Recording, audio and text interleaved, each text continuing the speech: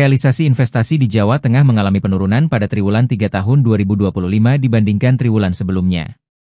Berdasarkan data Dinas Penanaman Modal dan Pelayanan Terpadu Satu Pintu, DPMPTSP, Provinsi Jawa Tengah nilai investasi yang tercatat dari Juli hingga September 2025 mencapai Rp20,55 triliun, turun dari Rp23,73 triliun pada triwulan 2. Kepala DPMPTSP Jawa Tengah, Sakina Roselasari menyebut meskipun terjadi penurunan dalam realisasi investasi triwulan 3, faktor unjuk rasa dan situasi sosial beberapa waktu lalu tidak memberikan dampak signifikan terhadap minat investor. Hal ini ditandai dengan peningkatan jumlah proyek investasi baru meskipun nilai per proyek relatif kecil. Kondisi ini menunjukkan bahwa aktivitas investasi masih bergerak terutama di sektor-sektor padat karya.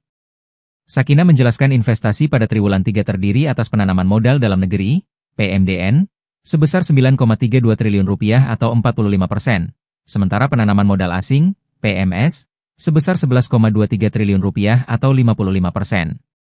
Sektor industri alas kaki menjadi penyumbang terbesar investasi asing, diikuti oleh industri mesin elektronik, tekstil, karet dan plastik serta logam dasar. Pada PMDN sendiri sektor makanan dan minuman menempati peringkat pertama dengan nilai Rp1,45 triliun, disusul industri kimia dan farmasi serta perumahan dan kawasan industri. Adapun beberapa daerah yang tercatat sebagai lokasi dengan nilai realisasi investasi tertinggi karena memiliki kawasan industri dan kawasan ekonomi khusus, KEK.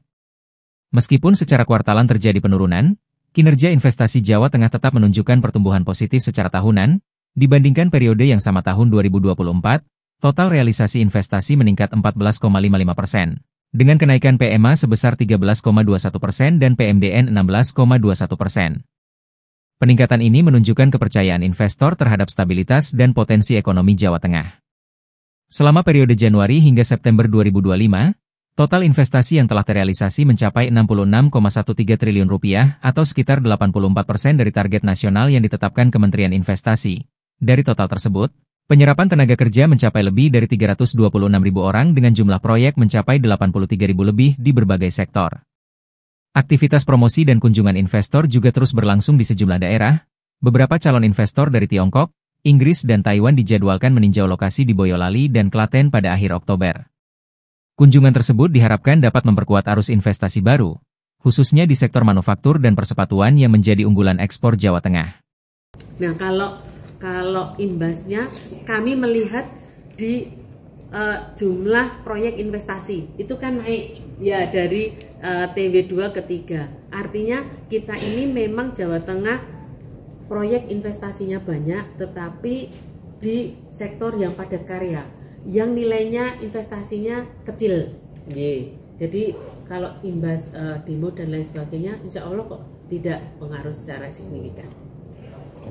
Nyatanya besok itu, hari ini teman-teman dari pengawasan dan promosi mendampingi investor China yang ke Boyolali dan Klaten, kemudian besok Kamis dari Inggris, kemudian ada juga dari China lagi, ada juga nanti minggu depan dari Taiwan. Jadi memang banyak kunjungan dan kami berharap kunjungan itu kemudian menentukan untuk lokasi investasi bagi mereka. Hafifah Nur Hasanah melaporkan dari Kota Semarang, Jawa Tengah.